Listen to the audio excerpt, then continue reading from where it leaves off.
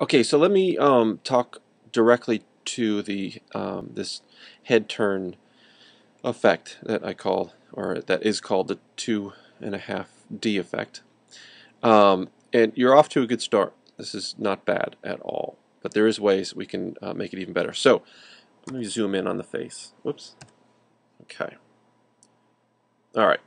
Now let me back out just a little bit. There we go. This is good. All right. So I think to make it a little bit better, is we want to actually try sliding the features, the facial features themselves, across the head a little bit more. So actually, let's do this. Let's actually start off. I'm going to zoom in a little bit more here. I'm going to grab everything here. Let's start off with everything, positioned more towards the side of the face here. Okay. And I'm also going to grab the free transform tool. I'm going to make what is closest to us a little bit bigger.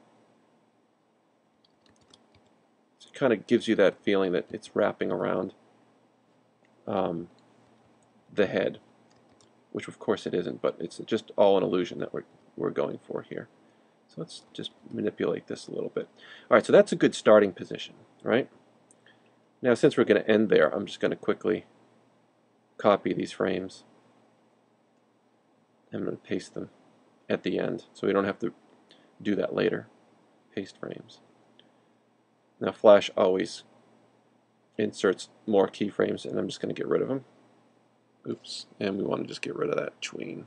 Okay, so now the end frame and the beginning frame are the same. So all of a sudden, you can see that there's already sort of an improvement over what's going on here.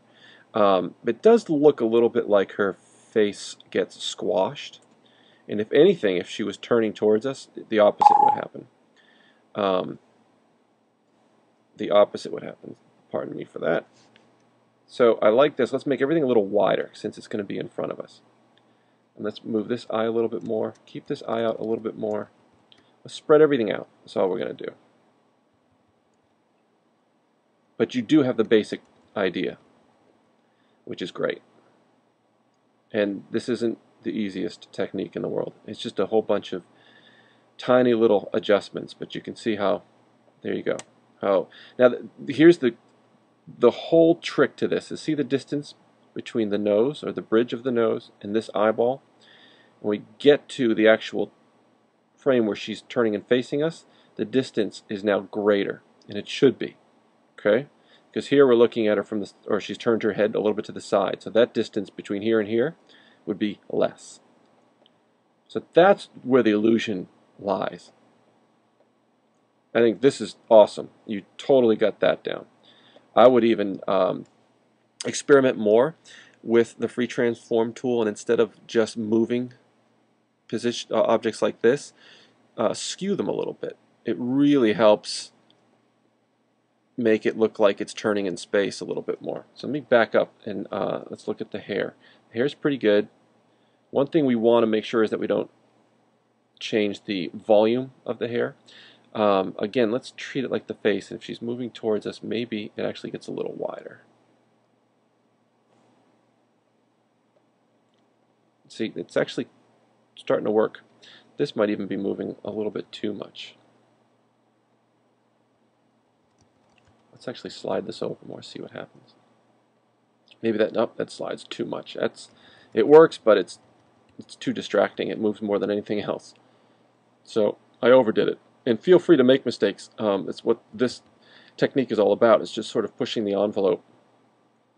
And still, I think I'm just overdoing it on this, on these bangs. But anyway, maybe we can. No, I don't like that. Let's try it. I think you had it right. See, that works. Now, what I like to do is add some easing in and easing out, which I'm going to show you here.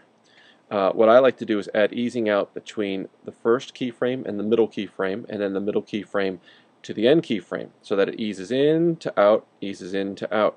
And you don't have to do that twice. If you just click and select this whole range of, here's the hair. Let me do this. I'm going to temporarily move the hair up. I want to, and I'll show you why. I want to select this whole range of tweens here at once. Okay, In the Properties panel, I'm going to click the Edit Easing button, this little pencil, and this brings up this Custom Ease In and Out panel with this curve. Now I click down on the first point here in the lower left hand corner. I'm going to take this handle just like a Bezier curve. I'm going to drag it down to about here. You can see it creates this nice slope. Do the same, or do the opposite up here. Drag that up. You want to create a lazy S shape here. So that means it's going to ease in over time and then ease out. And it's going to apply that to the very first section or first half of the animation and also to the end. It just kind of softens it a bit. So there you go. Let's now move the hair back down, move that layer down a little bit. So that's how I would do it. You were very close. I think you needed a little bit more tweaking. In fact, even the head shape itself maybe gets a little wider. See? But you're definitely there. Looks great.